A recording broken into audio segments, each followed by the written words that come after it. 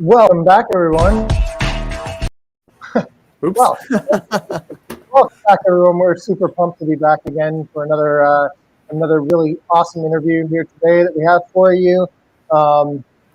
Just another great day for real estate investing in general. And with me again, as usual, Jamie McKay. Jamie, how's it going? Hey, I'm awesome. I mean, I'm not as awesome as you. I don't have the sunny backdrop and beautiful pool, but I'm doing great. Loving living in Canada still. Right on. That's good. What do you got going on? What's exciting and new with you? Exciting and new. I think I mentioned last show we'd maybe talk about some of our recent purchases. Can't really talk about it yet, but we're working on a nice 45 unit acquisition that hopefully by next show should be done, and I can talk more about it. That's probably our most exciting thing. We just bought a sixplex in London. That's kind of exciting. It's our first actual deal there that we've done personally. So that's kind of cool. We're exploring a different market for ourselves there, which we haven't done in a while. We've been kind of really doing a lot in Hamilton, and now built up a better version of a team there to help support what we're doing. And so that's not closed yet, but we're firm on that. So it'll close in the next month or so. So that'll be exciting. We can talk about that at some point. Awesome. That sounds amazing. Good for you. Congratulations on expanding out. Like I know you do a ton of stuff in Hamilton, so it's not like you're just sitting there doing nothing. But I guess the whole idea is now you've bought everything there, so now you need to expand outside. I guess so. I was just the opportunity came up, and it was something we've been thinking about doing for a while. We've been looking at London a bit more, and just another diversity, I guess, a little bit into some new markets and changing things up.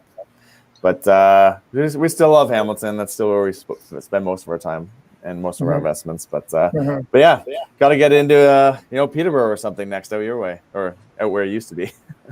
No, absolutely. Yeah, we're still doing business out there. Still trucking right along. Things are going well.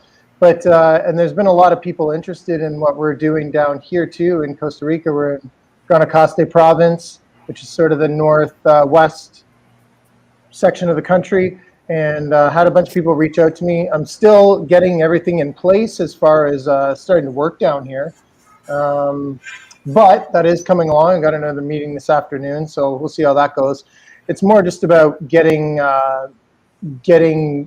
all of the requirements in place, right, to be able to go forward and actually start working here. But we will be in some way or another sharing interesting properties starting very soon. So we're still doing our Peterborough property tours. We've got one this weekend, which is June 24th or June 26th.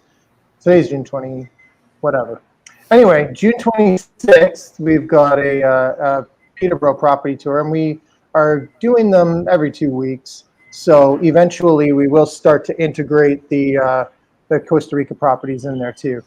But for now, I'm more excited about that then. Forget Peterborough. Let's talk about that. Yeah, Peterborough's a moneymaker. If you like the thing about here is you got to have the cash, right? You got to have the cash, or we've got to find something that where the seller is open to a vendor take back mortgage or something like that, right? Or some other creative financing. It's very, very difficult to get a mortgage here, traditional mortgage. So if you're looking for, I guess, less capital invested and more traditional investments, then Peterborough is still a great place, especially with those student rentals. We're still going strong with the student rentals. Schools starting to open back up this coming year and stuff like that. So it's going along well. Everyone should remember to go over to our website, breakthroughreipodcast.ca. There they can listen to all of the 140 some odd episodes that we've done so far, and communicate with all of our guests that we've had on the show. They can also pick up our free gift. Yeah, the ultimate strategy for building wealth through real estate. And when they do that, they will join our list so they never miss out on a show and get everything that we're up to, property tours, like I said, all that sort of stuff. Probably learn a little bit more about what you're doing in Costa Rica as we go along here. And just never miss out on the action. So go join that. You get a nice free gift and you won't miss out. Go over, of course, and leave us a rating review on iTunes if you haven't done that. we're super appreciative of everyone that has left the ratings and reviews. You know what? It's been a while since I've looked at them, so probably next time we get on the show here, we'll have some new reviews and check them out. But it's not too hard. I think it's pretty easy to go over. Just even if you've got some suggestions of people that you want to have on the show, maybe some topics that we haven't covered, whatever it is, just let us know how you feel and go over there on iTunes and leave us the rating and reviews. Awesome. That's about it, right, Sandy? That's it. I think we've got our great guest lined up here, standing by. I'd love to bring him on. Let's bring on Ammar Beg. Yeah, let's do it. Thanks for being here with us, Ammar. Glad to be here. So Ammar is a high-volume home flipper. He's currently got over 20 simultaneous flip projects on the go across southwestern Ontario. He's acquired over 50 properties in the last year. His new goal is flipping 100 homes in the next 12 months. So really cool, exciting goals here. He's establishing a professional network over a dozen years, or he's been establishing a professional network over a dozen years as a successful realtor. And Ammar and his team are well equipped to find, acquire, close, renovate, and resell or hold a wide variety of properties. And several months out of the year, he travels with his wife, his 5 children, acquiring, renovating, selling properties virtually from all over the world, which he's living proof of that right now as he's coming to us from also beautiful Costa Rica. Yeah, not far Yeah, from man, that's amazing. We glazed over it, but 20 simultaneous flip projects going on right now. That's incredible. And 5 kids. Like, do you sleep or do you get to enjoy Costa Rica, or does the rest of your family just, they're at the beach, and you say, see you when you get back? Pretty much. Sometimes if I got to take a call, they're surfing and I'm on the phone. Oh, that's awesome. Well, thanks for being here with us today. As usual, let's just start out with, what got you into real estate? Why did you get into real estate? Why? So that question of why gets tossed around a lot. And I mean, I think it's a pretty big question. And I think, the easy answer to it, the fast answer to it is why not? But I mean, since we've got a pretty long podcast here, I guess I could dig into it a little bit deeper. For me, I think why, I guess, is 2 parts. I think the one why is why real estate. The other why is, why even have a drive to do more, I guess, right? And, it's a real estate podcast, so I guess I'll answer the why real estate first. I started off in sales. I started selling when I was 8, 9 years old. We started selling chocolate bars in front of stores. We sold clothes out of our trunks. We sold anything we could. I worked at a lot of call centers throughout high school. After high school, I went to university and I just wanted to keep selling. And the biggest thing you could sell was real estate. So I got my real estate license when I was 18 years old. Did my first deal when I was 19 years old in real estate. At that time, obviously, it was really tough because, who's going to trust a 19-year-old with their real estate purchase? But I was still able to kind of chug along and get some deals done. So from then, I've just been really passionate about real estate. And, fast forward several years later, once I got some real good traction with helping people buy and sell real estate, me and my 2 brothers, we were selling real estate. We became a top team across our RE/MAX offices. Out of 7 branches, we were the top team in the office. I had my best year in real estate. And the next year I stopped selling real estate. So, for me, I lost kind of that drive of helping people buy and sell real estate just because, if you're selling that much real estate, it's a lot of work. You've got to put in a lot of hours. It takes a lot of time. It's hard to really leverage that. So I got into real estate investing. And so that passion of real estate stayed. I still wanted to do more. And I kind of transferred that into real estate investing and started flipping homes. So why real estate? It's obviously an asset that is there for your life. Real estate investing is a strong foundation that you can build off of, and anything else you want to do from there, it can real estate can make it happen. So I think I'll always be a real estate investor. I want to do more in real estate, and I guess that leads on to the next why, which is why want to do more. And I really can't answer that question, I guess, just because I think it's always been programmed in there. So it's just something that I guess comes natural. It's not like I have certain goals that I want to hit, or, once I reach a certain number, I'm just going to slow down or not look into new things. If I'm flipping real estate, doesn't mean I want to, just do that. I want to do rent to owns. I want to hold properties. I want to acquire more doors that are long term.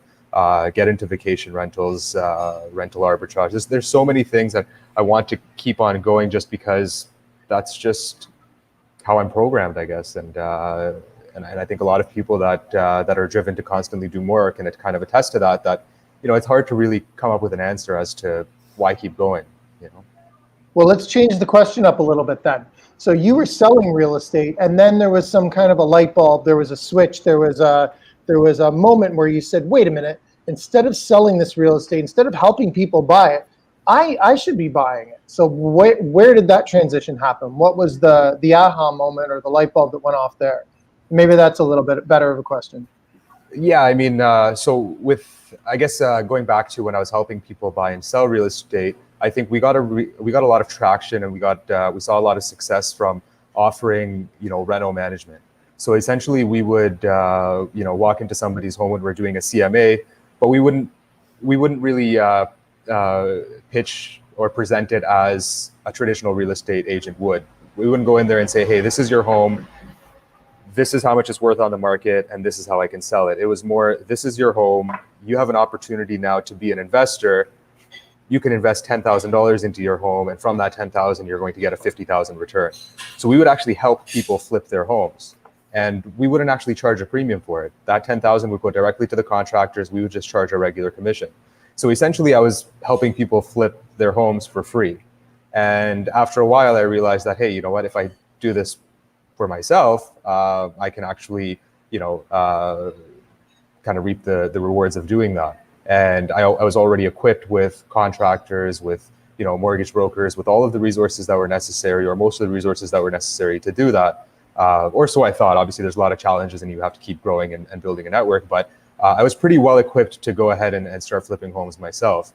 And I was introduced to a channel of real estate deals through off-market sources, which, as a traditional agent, I really didn't know existed.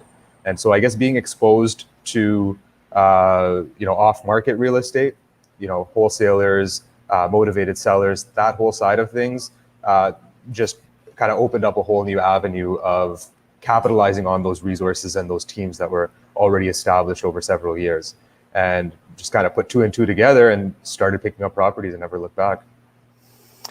So whereabouts have you been purchasing? Is it all across Ontario? Is it outside of that as well? Or do you have a focus location? So, I mean, for me, like when I started, obviously I like to build on momentum, and I wanted to keep going. And the first deal I was introduced to was in Woodstock, Ontario. So right out of the gate, I was already open to doing deals that were further out and either traveling or getting local resources to help tackle those. So right now we buy anywhere from Windsor to Ottawa to St. Catharines to, north of Gravenhurst, Huntsville, Owen Sound, just up to the north. I'd say all the way up to we'd be open to going all the way up to North Bay. So pretty much the entire, Golden Horseshoe, Southwestern Ontario. So it's and it's virtual. So we're buying a lot of properties sight unseen. We're trying to do it virtually.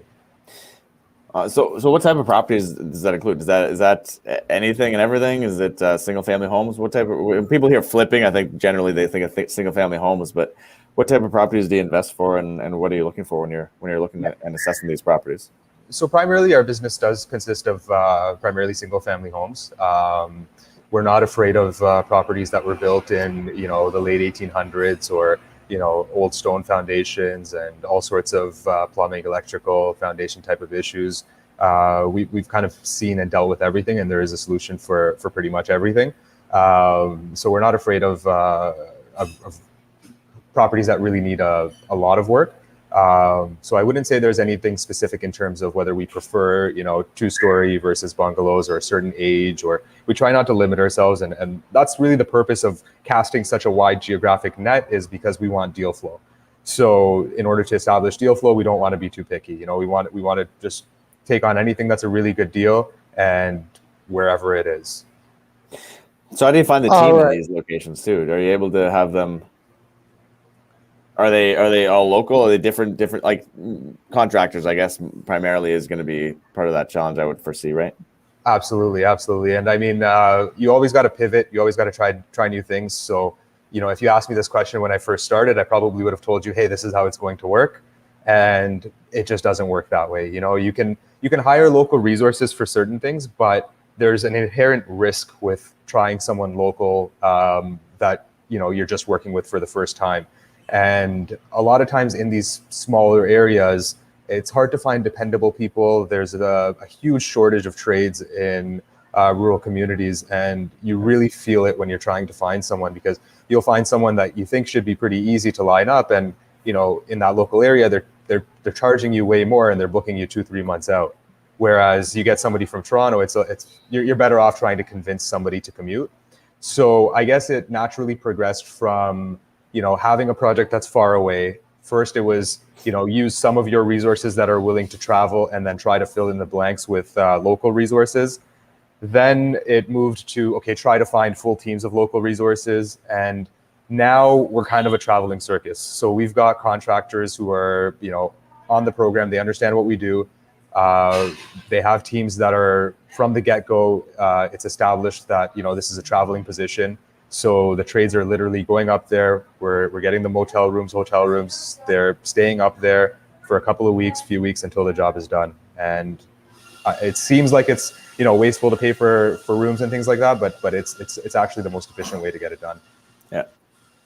And you know what? There's also a big difference between being open to all types of houses and ages of houses and that kind of thing, and actually finding deals that work, like with the numbers for flipping, right? Because that's like, if you've got that many going on, how do you manage to find so many that the numbers work all at once? Yeah, I mean, sometimes, to be honest with you, we roll the dice, and sometimes the numbers technically on paper may not work. And I don't want to be naive and say, hey, we analyzed it and we had some sort of vision that nobody else could see. Some deals, I think we got lucky because of the market as well. The market was going up at the same time.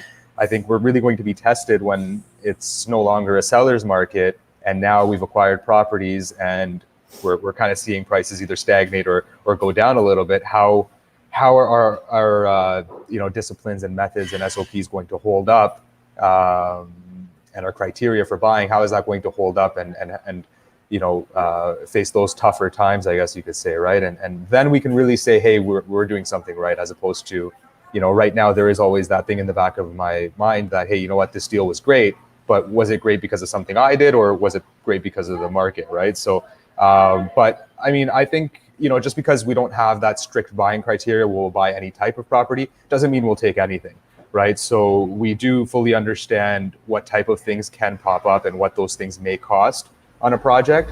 And really, it's just about working it into the numbers. So if you have enough deal flow, you can afford to just lose the deal and say, hey, look, you know what, I'll take the deal, but 30 grand less, because I don't know what it is, but I'm probably going to have another 20-30 grand of expenses on this project. So, I don't feel comfortable paying 200 for it, but I'll do the deal at 170. And if the price is reduced to that point, you can really absorb any of those issues that would come up, and then it's a deal, and you just push forward with it from there. Out of let's say out of a group of 10 deals you're going to do, how much? I'm guessing that you say some of them you're rolling the dice with, and you're not really sure how it's going to play out. I'm guessing there must be deals where you actually do lose some money. Some deals where you maybe make a bit or not so much, and then the odd home run that you just kill it, and maybe it's a bit luck, maybe it was just a great buy. How does that kind of, out of 10 deals, what would the breakdown be in terms of? Let's talk averages here. I mean, it's tough to give this answer because I don't want to let it get to my head, right? I don't want to get too complacent, I guess you could say. But out of the 60 properties we flipped last year, we only lost money on one. And that one, we bought it for $770 and sold it for $990. So we should have made money on it, but it was in Toronto. You have a lot of closing costs, higher price points, so capital is more expensive. It was right when the condo market kind of tanked a little bit, right at the beginning of COVID. So we took those hits. Otherwise, we should have sold for just over $1 million, and we would have made, we wouldn't have made that much, maybe 30, 40 grand or something, but it could have easily been a profitable deal. So, I mean, that one has an asterisk on the loss, but otherwise it's really only that one property that we've lost money on. We've never really lost money on anything else. Do you find you're making like small amounts on most of them, and like I feel like if I'm looking at that, and as long as you don't go really hit a big loss, you're going to be pretty good just making a bit here and there, and then all of a sudden a huge home run will pop in every now and then, right? Yeah, I mean, and I'm prepared for that. Some of the deals that we pick up, I say, hey, you know what? It has the potential to be a great deal, but I'm willing to take a loss on it, and I'm constantly willing to do that. It just never really comes. And I think, like I said, I think that's more because of the market. We're getting lucky in that case, I think, right now. Otherwise, I probably should have taken a deal on a loss on a couple of these deals. But for the most part, I think it's been the opposite direction, where we thought, hey, you know, this is going to be a $20,000 or $30,000 gain on this flip, and you know, we have a lot of six-figure flips, so we were making over 100K on one deal. Well, that's what I find it's tough with you know, even a newer flipper or someone looking to do their first one, or they're only looking to do one. I mean, the odds of the one-off hitting a home run is pretty slim, and you know, it's tough at scale. It's probably a little easier, almost, I would think. Obviously not easier, there's tons of different things at play, but to make the numbers work and the math work at scale probably starts to get a little more consistent, right? Yeah, or more importantly, as a business or as a person, I guess you can keep your hair, because you're not going to be stressed out about the performance of that one flip. Yeah. You know, I look at some of my properties where, you know, things have popped up and this and that, and like I said, I probably still won't lose money, but if that was my only flip, I'd be super nervous. I'd be stressed out for sure. Mm-hmm. So we haven't quite gotten to it yet, though. We've talked about a lot of interesting things, but how do you find so many deals that work? So a deal flow, I mean, I think, like I said, the initial part of it is positioning yourself. So because we're casting a wide net, we're putting in the resources that you need to have in place to be able to both flip virtually as well as, you know, flip, you know, in a wide area. We have that in place. We have all of the back end in place in terms of ability to handle projects. So we've got a lot of JV partners that we have established relationships with. We've got a lot of money lenders that we've got established relationships with. The administrative team, our operations team, our lawyers, everybody's, you know, ready and at the helm to pretty much close on deals that we take on. So that first part is all about positioning, so we can at least handle those deals if we do get them. And then it's creating deal flow. So deal flow, we're in touch with a lot of the wholesalers. We worked with a lot of them that are in these markets. We do a lot of marketing ourselves. We've got an acquisition team. So it's a combination of you know, directly getting deals from these sellers, as well as, you know, buying properties from wholesalers and other off-market sellers. We rarely buy properties off MLS. You know, out of the 60 last year, one was from MLS. That was a house in Cambridge that the seller actually had it listed on MLS, but they reached out to us directly. So it's kind of on MLS, but kind of wasn't. But otherwise, everything's off market. And, you know, like I said, it's just increasing that deal flow through networking and direct marketing to these sellers. Has it always been that way, a lot off market, or has it been more on market in a slower period, like where you know, you're not getting 20 offers on every single listing out there, right? I mean, the market in the last year or 2 years has been extremely hot, but in a different market, has that percentage changed of what you're finding off market versus on? So the entire time I've been flipping in the past couple of years, it's been a seller's market. So I haven't necessarily and I guess that one point last year where it kind of turned into a buyer's market, maybe March, April, or whenever that was, there was a lot of uncertainty. Nobody really knew what was going on. At the same time, we kind of tightened up, which was a mistake. We kind of tightened up our criteria as well in terms of what we were requiring, because there was so much uncertainty. And so that, I guess, would have been an opportunity where we could have bought properties on MLS. And if the market does shift to a buyer's market, I'll throw out as many, you know, lowball offers in a day as you can count, right? I mean, I think that it would be a great opportunity to buy properties off of MLS. And I've been a realtor in those buyer markets, so I understand that, you know, what I'd be looking for, and I'd just be wasting time if I was looking for that in this market right now on MLS, right? Yeah, asking a realtor to go throw around some, you know, 70% of what they're asking type offers is going to be pretty time wasteful at this point. It always baffles me that there's so many private sellers in a market like this, though, and they I mean, it's definitely to their detriment, but you know, it is what it is. Okay, so you mentioned having access to private money and that kind of thing, but how do you manage then to finance all of these flips? I guess this kind of just reminded your question just reminded me of that commercial on CP24 where they're panning across the family room in the kitchen, and the guy says, "We've got a beautiful family, this and that," and people ask me how I do this, and then he just says, "We don't." We don't really get by, and really I feel like that sometimes just because we are financing everything, we're funding everything, but our cost of capital is high. Right. So a lot of people that might have cheaper resources or cost of capital, they'd be looking at me and saying, "You're crazy. Why are you paying so much for your money to do these deals?" And I just look at it as it comes with the territory. If you want to do a high volume, you want to have very limited underwriting, you want to be able to pull the trigger on a really good deal and say, "I'll close in 4 days," then your cost of capital is going to be expensive. And so that's always a work in progress. I'm always looking for cheaper capital. I'm always looking for better types of financing. But what we've got in place right now really works because if I get 10 deals tomorrow, I can close every single one of them, right? So it's really, I guess, for someone that, if I was answering this question for someone who maybe was worried that they won't have enough capital to do a deal, I would say, get the deal first and then just be willing to pay whatever it takes to get it. Maybe know those numbers ahead of time. And same thing with buying properties that need a lot of work. You want to make sure that there's room in the budget to be able to afford it. And as long as that's the case, you can do the deal. Now, are you financing the deal and renovations, all that kind of through a private money partner or lender of some sort, or are you covering out of pocket a lot of those costs, or how does that work?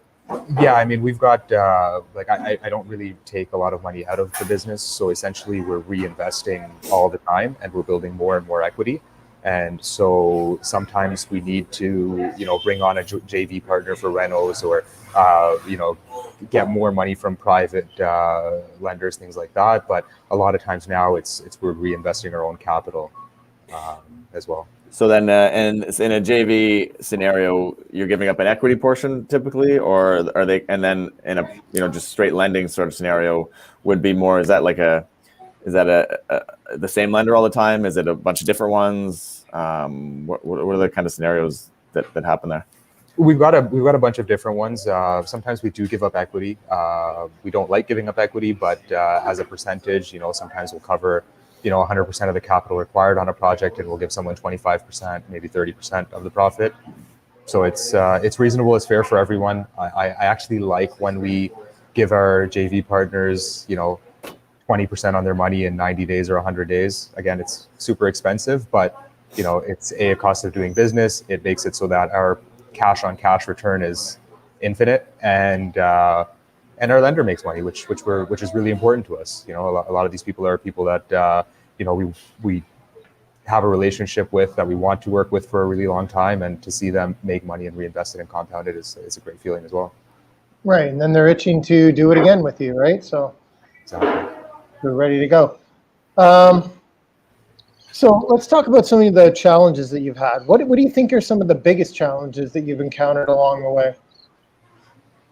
I'd say some of the biggest challenges were really to do with the actual flip itself. So having a wide variety of projects in such a large area with limited resources, and then bringing on new resources that weren't performing as you wanted them to, and just spinning wheels in that direction and having projects take longer than they should have was a big challenge. I mean, the good part, again, I wasn't stressed because we know that these deals are profitable. The project can handle a lot more cost of carry if it needs to. The market's going up at the same time, so technically, carrying these properties is actually just an investment that we're getting a return on. But essentially, that has been a big challenge: is getting work done, on time, on budget, high quality. And if you can get those three key components right on the flip, then you're everything is going to plan. But obviously, if you have one or two projects, you can do that. With so many at the same time, it's kind of difficult.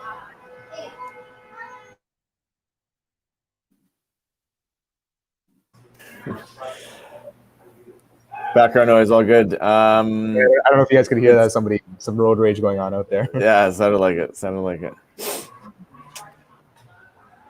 So is your model right now that you're doing, having all these folks at once, is that something you're planning to stick with? Are you scaling up to do more and more and more? Is there a sweet spot with that at all? Or is there like just the more the better type thing? Yeah, I mean, I think, I don't remember what movie it was. I think it was Wolf of Wall Street or something like that. And the guy asked him, he said, hey, what's your number? How much do you want to make? What's your number? And the guy just said more, right? And I think that's kind of how I look at it is that, I look at the flips as a bucket in terms of, multiple revenue streams that you could have within real estate.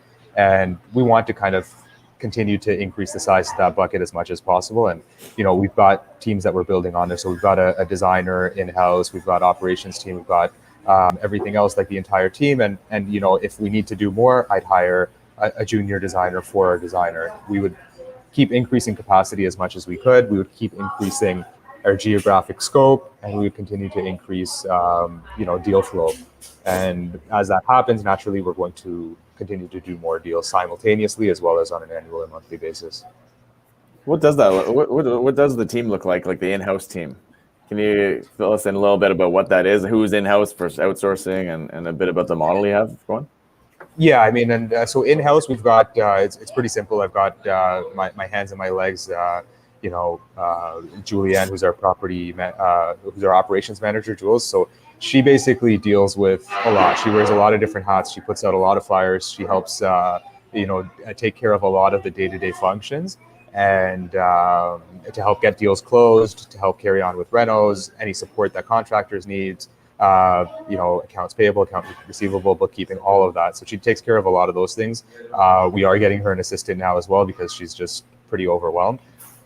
We've got a designer in-house who basically, will design, come up with scope, deal with contractors, things that source materials, which is a big one, especially now. There's a lot of work that goes into sourcing materials. You have to, pull from different areas to get things done. So she tackles a lot of that.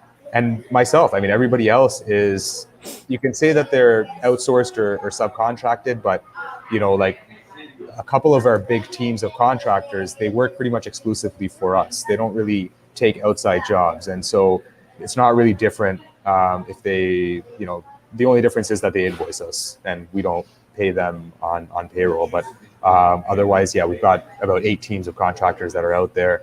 And then we've got additional teams that we bring on as needed. Or ideally, we kind of let a project sit idle a little bit so we can juggle around these same teams, as opposed to bringing on new ones and risk, the negative effects of that. So when you say that you travel several months a year with your family, what are you talking about? Like, how often are you actually in Ontario? I mean, every year is different, but so last year I was gone for, I think, 4.5 or 5 months. The year before that, I was gone for 3 months, I'd say. And this year I'll be gone for at least 3 months. This isn't including like the shorter trips, right? So I'll take shorter trips here and there, whether it's, Greece or BC or wherever for a week, 10 days or 2 weeks type of thing. But with the internet nowadays, with WhatsApp, with, as long as I'm connected, I'd be doing the same thing I'm doing at home. And really, like, having projects that are across Southwestern Ontario, it's actually more of a detriment to do site visits. When I do site visits, those are the days when I really fall behind.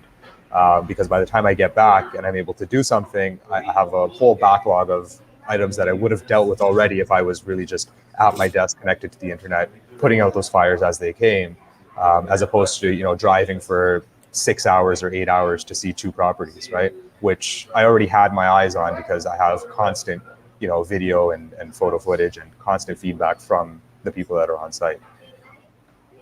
Do you ever see it? What would be, it seems like there's no, I've been selling real estate like to people virtually for a while, like ever since I started, I feel like, as a realtor 6-7 years ago now, I guess. Now it's even more than ever. Like, I don't know why, once you get a certain comfort level, there's really no point in going to see it. You almost maybe talk yourself out of some deals sometimes by going to see it where you should have just taken action and done the deal, right? Absolutely. I'd say the effects of it are net. It's a net negative, I guess, right? It's time, right? Yeah, I don't want to say every property. Some properties, it's like I wish I had seen this beforehand, right? But I think the net effect of going to visit properties is negative. You talk yourself out of deals all the time, whereas it's really not an issue, especially when you're buying from motivated sellers. We're buying properties that, to the eye, to the nose, to the senses, is very unappealing. But really, I know from flipping virtually, I can ignore all of that, all of those senses, because it's really 2 days of demo, 3 days of demo, a few bins, and now those senses are not going to be triggered as much as they would have if you were there. So sometimes it's better, ignorance is bliss, I guess. It's sometimes better not to smell it, it's and just let the demo team do what they do.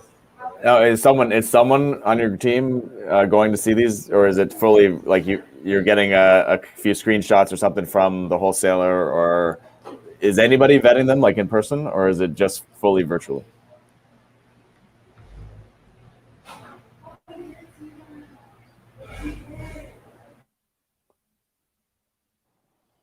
Uh-oh, did we lose Did him? we lose him for a sec? We might have. I think maybe. Well, I'm sure we'll get him back here in a sec. Yeah, I was curious of his answer there. I find this absolutely amazing, to be honest. Like, just for I mean, I guess that's the whole thing about having, a wide net, like he was saying, right? Because to find even 20 deals that make sense all at the same time, that's mind blowing to me. So, I'm very impressed with what he's doing. And obviously there's smart risk involved, right? So he's got it to the point now where he can look at something and sort of make a smart risk assessment on it. Is it going to be worth the amount that, geez, it almost even sounds like he's not even doing that. It's like whatever deals come, they make them work. There's probably, maybe we should talk when we get him back about possibly some key types of renovation, some certain things that sort of add the bang. Conversions versus just simple cosmetics, things like that, right? I think there's probably a bit of everything, a bit of all of that, I would imagine, but there is a lot more complexities that come in with that, permits, city stuff, right? Things like that can right. Like, what scale does he go to? What level is he renovating them to? I guess it probably depends on market, but maybe let's just take a minute here and try and get him back. Well, it looks like we got him back here, so let's get him back in and okay. There we go. That. There he is. Sorry, guys. No problem. While you were gone there, we were just talking about, we're curious about the level that you renovate to. Like, what kind of things do you do to deliver more of a bang, I guess, right, for the people that are looking to buy these properties? Because it almost sounds like, obviously, you do some analyzing, but I think the key is sort of you're making the offer that you know is going to work, and if the offer gets accepted, you're buying it, right? So now you've got you've obviously got some type of a system, but it probably depends on where you are, like what area you're in, to what level you would renovate to. So tell us a bit about that. Right. So, I mean, so the type of renovation or the style of finishes, we would choose based on the area. So anything from, vinyl flooring throughout to using a higher end hardwood or engineered hardwood. The material and the cost of those materials would obviously depend on which project could handle it. But starting from the beginning, I guess, once we close on the property and we really get in there and analyze the exact scope, we would work closely with the local realtors to determine some possible outcomes. And sometimes, in some cases, depending on how the market is and the type of property and the scope of work that's required, the demo and the junk removal and all of that is a reno in itself. So we might get a team out there for several days. We've done up to even 10 bins of just garbage junk removal, not even demo, just junk removal in some properties. And that in itself raises the value to a certain price point. So sometimes it's good enough to just have a demo team go in there, clean out team, remove all the junk, clean it up, and relist it, handyman special as is, where is. Because we know that if we're going to do the reno, it's going to take X amount of time. It'll take X amount of resources to do that. And it might just be better for us to not risk a change in the market as well and just sell it as is, where is. But for the most part, if we are getting into it, I think when I first started this, I would have thought that we would be doing a lot more like lipstick type rentals, but we don't do a lot of those. Once you get into it, you end up doing a full rental on a lot of these older properties that need work. I am a strong believer that if you're going to do something, you should do it consistently throughout the house. It's, you can't just go in and paint, because once you paint, now all the baseboards, trims, doors look like crap because now only the paint is fresh. So you've got to do everything kind of consistently throughout. And so if we are getting into a rental, we're likely doing a full rental. And, that doesn't mean going down to the studs. Sometimes if we've got lap and plaster, we've done all sorts of things. We've laminated drywall on top, we've, repaired, but sometimes you don't have a choice. You have to do a full gut, reframe, back framing, everything. You got to do the works, right? So it's hard to say. We don't really have, standard finishes. We don't have a standard protocol when it comes to, hey, this is exactly what we're doing, because every project is so different. Also, with having a designer on the team, she really, I guess, speaks to the house to find out, what kind of house would be best suited for this area, for this type of buyer. And, we try to make the home seem a little bit different or unique, I guess. Yeah. Are you guys ever changing the use? Are you adding basement suites or anything like that? No, I mean, the couple of times we've done it, we've just really, we haven't really, officially added like a legal secondary dwelling unit. We've just maybe added a second in-law suite downstairs or maybe even sometimes just rough-ins, and we'll market it the same, right? We'll market it out there when we sell the property that, hey, there's rough-ins in the basement for a second kitchen. And I just find that, if, let's say, adding a basement apartment, I would have got 50 grand more if it was legal. By me adding the rough-ins and showcasing that there's a separate entrance and doing all of those things, I'm getting that extra 40 anyways from most buyers, and they can go on and legalize it and do all of those things. What it would cost me to go that extra mile is all I would get back in a return anyways. So to take additional time to do that, to run the risks of, the fire department, the inspectors, all those guys coming in to make sure that it's fully legal, it just adds another element of risk for me. If I was holding it, then I would go through the whole legalization process and it would be worthwhile for me. But I think for me, I don't see that additional return being worthwhile. So I showcase it in a way where, look, this is turnkey. You could easily legalize this secondary unit downstairs, and somebody's going to pay me most of what they would have paid me if it was already a legal unit. Makes sense to me. Time is huge for this stuff, right? Getting in and out quick is important. I imagine with you said somewhat costly money. Yeah. Do you have a typical turnaround time on these? And also, I'm curious: are you using is it cookie cutter material that's like the same across the board? Is it a little different depending on the market or what's available? What's that stuff look like? Yeah, so everything is definitely not cookie cutter. I mean, I think when we started, we were kind of doing that where we were trying to standardize things, but I found that, hey, going the extra mile and having the designer and choosing things that don't necessarily cost more, but they're unique, goes a long way, and it adds a lot of value to the projects in the end. So we don't go cookie cutter, we go with a unique theme or style for these properties. And we find that works. It's a little bit more rewarding as well for us to see something, that's not the same. Then we can actually showcase a property and look at it and feel good about it to say, hey, we created this and we've kind of designed this to what it is today. And sorry, what was the first part of your question? It was just timing. Yeah, how quickly are you typically getting in and out of these projects? Is it 3 months, a year, 6 months? What's the? Yes. So our quickest project, I think, from the day we closed to cleaning it up, and this wasn't a full rental, to cleaning it up and then listing it for sale and then selling it and then waiting till closing was 32 days.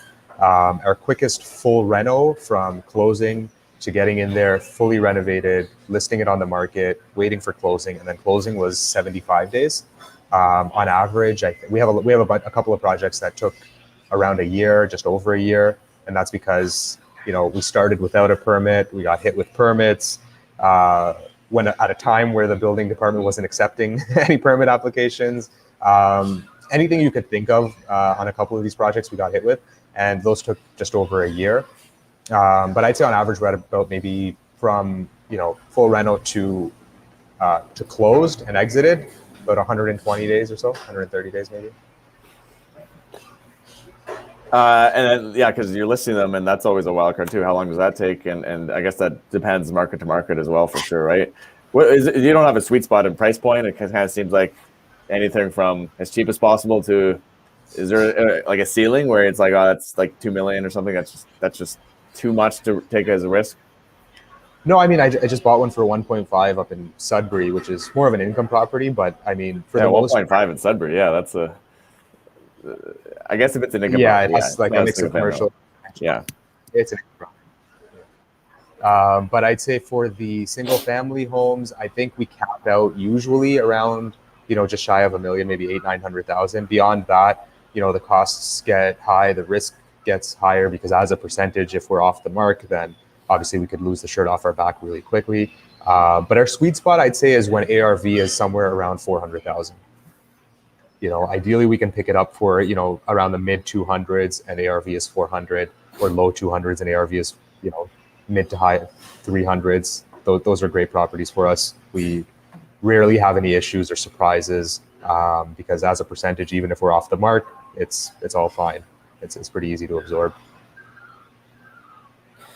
Right on, right on. Okay, so let's talk about big plans for the future. What are your big plans for the future? You sound like, and I think Sandy mentioned in the intro that you're going to be trying to flip 100 properties next year. Right, and I think at this point already this year we've already hit kind of a rolling 30 days where we, where we've hit that over 100. So I think we acquired 9 properties a couple of months ago. So we're definitely positioned to be able to do that. It's just to do that consistently over a year. That's really the challenge, right? So yes, we want to, and I think we'll hit it. Or even if we fall short of it, it'll still be a great accomplishment. But for the future, I mean, I want to kind of keep growing within the real estate space in general, as opposed to just flipping. The flipping team, I think, like I said, we can add maybe a couple of different components to it, maybe some more junior acquisitions, some junior design assistants, things like that. But for the most part, I think we're pretty well positioned to be able to hit some pretty good goals. I think the growth there is going to be more geographically oriented. Is how can I tap into some different markets, whether it's stateside, whether it's different provinces. So we are looking at some opportunities in a couple of different geographic markets to grow. And obviously there's a lot of room to still grow within Ontario, and we want to keep doing that. And I think that number of 100 will increase as well if we do tap into some different geographic markets. Have you seen, I imagine you work with a lot of wholesalers and different people that are finding off-market deals. Have you seen that space change like in the last couple of years? Or, from my perspective, there's a whole bunch of people that know about this now, where it was a little bit more under the radar previous years. Has that got harder or more difficult? Is there more competition, I guess, for those types of deals? Or what's that look like? And how many of those people are out there that you work with? Oh man, there's a lot, and it's growing. I mean, everybody and their brother or mother wants to be a wholesaler nowadays, right? So I think it's great. I think as the off-market industry grows, there is a lot more opportunity for people that are willing to take it the extra mile and actually close and do the deal, right? So I don't see it as a negative thing. I see it as something that's healthy. Obviously, our cost of acquisition our cost of market or cost of acquisition when it comes to properties that we're getting directly from sellers has increased dramatically. A few years ago, you could spend a few $100 and you'll get a deal. Now you got to spend a few thousand at least. So that's gone up, but so has the market. So I think with the new level of prices, with the amount of potential profit that you can make, again, we can work something like this into the deals, where if I'm now buying more from wholesalers, it just has to be at a certain price. So if I have, let's say, 5 deals that would have came to me last, a year and a half, 2 years ago from wholesalers, I would have bought maybe 1, 2, maybe even 3 of them. They were pretty good deals. Now I have to go through maybe 20 deals from wholesalers to do one, or just those numbers will change, but so will deal flow. I'll get 4 times as many deals, but I'm 4 times less likely to do one of those deals because, quite frankly, I mean, a lot of the wholesalers that we work with are great. But you do get a lot of deals, not to knock anyone, but you get a lot of people pitching you deals that aren't really deals, right? Yeah. So you have to spend a lot more time on analysis, and but potentially, if it works out and you keep pushing and doing your due diligence and keep looking at as many deals as you can still potentially get a lot of deals from wholesalers. Makes sense. Yeah, you just got to do a little more due diligence, and there's a lot more to look through, I guess, now. Yeah. But yeah, that's cool. I think there's that business is definitely growing. It's all. I agree. It's a good thing. It just creates more opportunities. And yeah, there's 20 of them instead of 5 to look through at any given moment, which is cool. Maybe makes a little more work for you or for everyone. But yeah. Well, the other thing I really cool. like to see as well is when we started off, we've seen a couple of the bigger wholesalers now that they were just getting into it, or they had a few deals, and you could tell that they were building momentum. And I think one thing that's really great as well is to see those people really evolve, and you could see how many deals they're doing, and they're doing really well, and that makes me warm and fuzzy inside. So I like seeing that, and it happened kind of right before our eyes, type of thing, right? So that's a great part of being in this industry at this stage as well. Great. All right. Well, what else, Phil?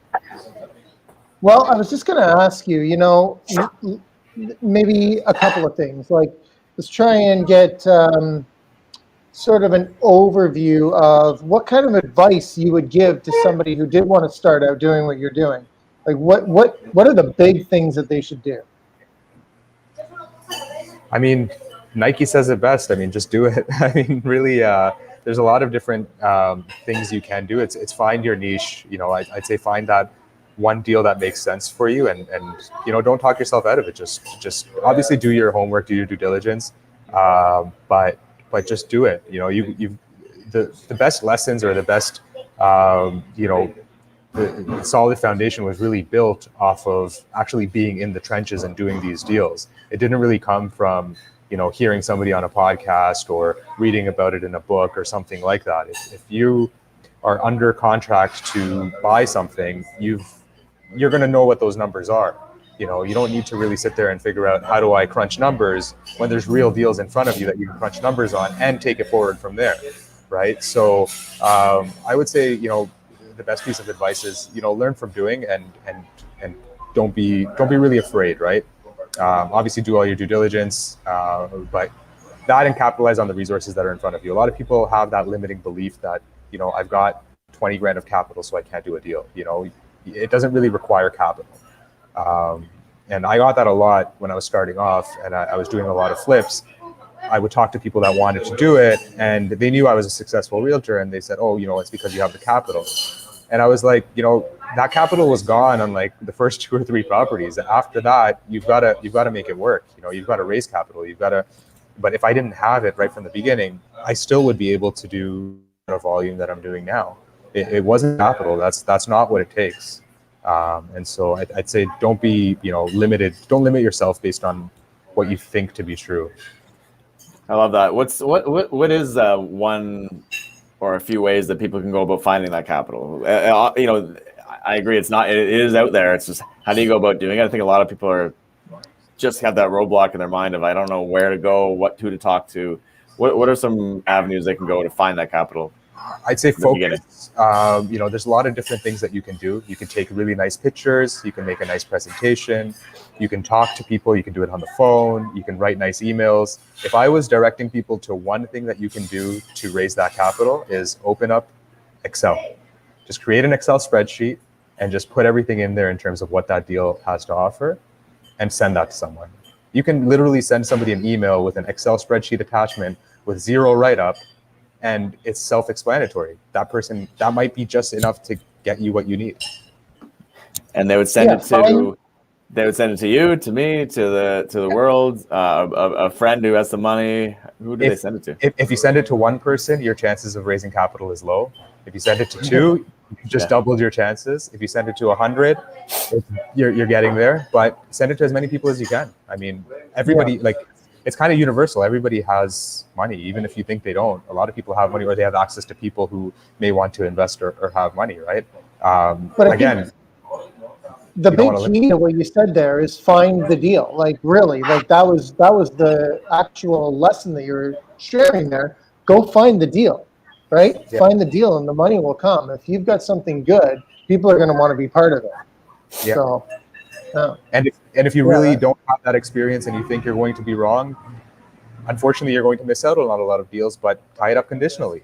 You know, there's a lot of people out there who have done really good deals, and it started off as a conditional deal. A lot of people have that limit that they think, oh, well, I can't do a deal because everybody wants a firm offer. I mean, it means you have to work maybe twice as hard to get that deal, but you could still do it. And once you have it conditional, open up Excel, make a spreadsheet, and send it to as many people as you can.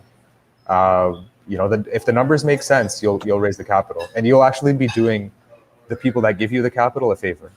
You know, that's another limiting belief. A lot of people believe that, hey, you know, if this person lends me the money to do this deal, they're doing me a favor. It's not the case.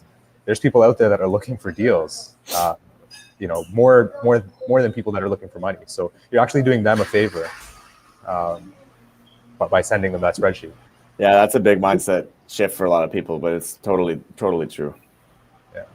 Well, Ammar, I don't think it's far-fetched to say that that there might be a few people listening that want to make 20% on their money lending with you. So how would those people get in touch with you?